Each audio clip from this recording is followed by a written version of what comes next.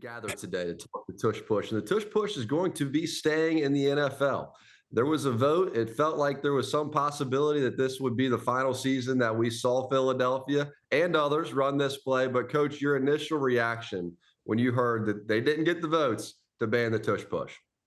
Well, I felt like it was going to stay in place because it helps scoring and it's offensive play, and we tend to go for that.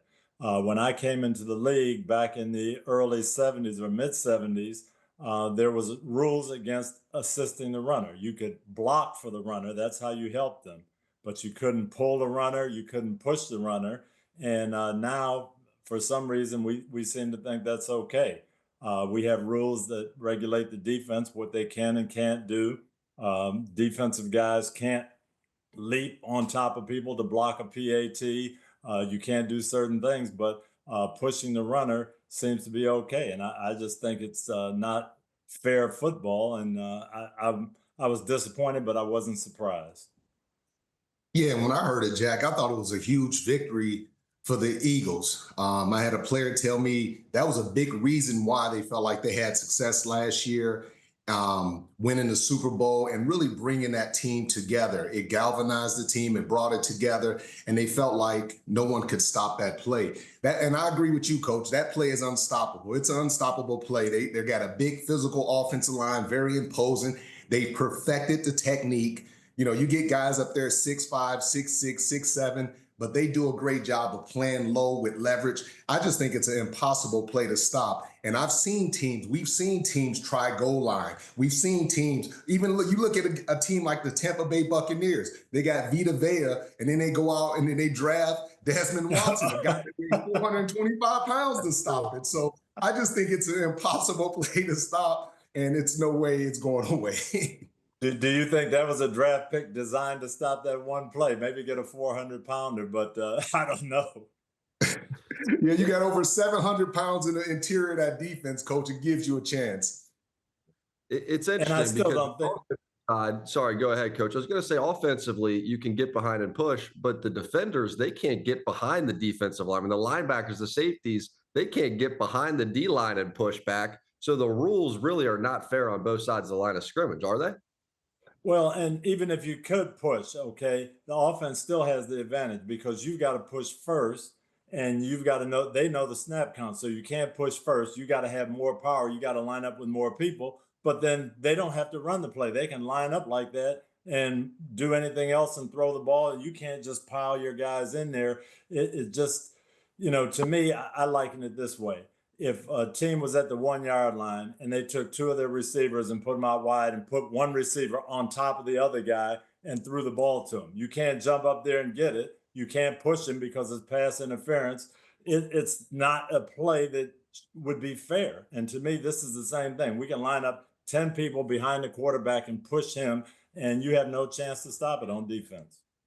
And Coach, I do believe that this play, it really hasn't even touched the surface of some of the things that they could potentially do. We hadn't seen any trick plays, any reverses, any, fake like they're going to run it and then just throw the ball 60 yards down the field. So I still think they have room to grow with this play.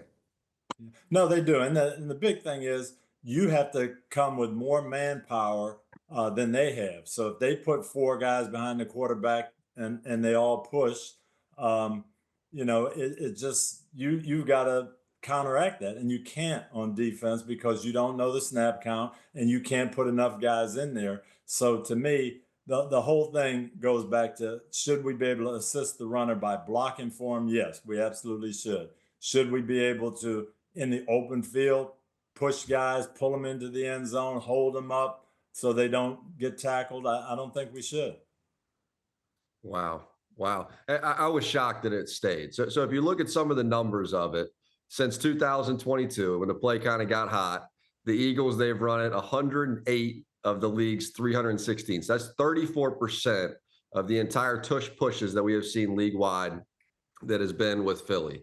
And 86% of the time, they've had success on the play, meaning they either converted the first down on 3rd and short, 4th and short, or they scored a touchdown down around the goal line. The rest of the league is at 71%. So that's 15 points higher than the rest of the league. So why do you think it is that Philly is so much better than everybody else. If it's just the play, you know what I mean?